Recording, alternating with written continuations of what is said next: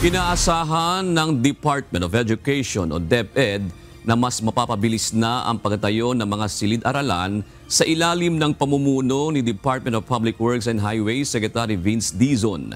Kasunod ito ng nabulgar sa budget hearing sa Senado na 22 classrooms lamang ang naitayo mula sa 1,700 na target sa taong 2025.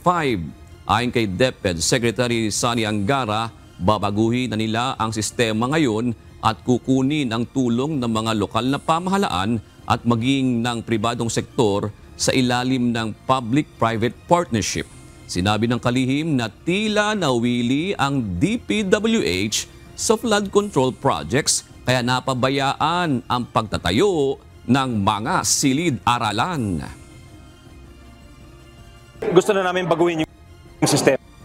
Dahil since 2018, tanging DPWH lang ang nabigyan ng kapangyarihan gumawa ng DepEd classrooms. Ang gusto namin ngayon, pati isama na yung local government units, yung mga lalawigan, yung mga lungsod, yung mga first-class municipalities, maybe even second-class na may kakayanan.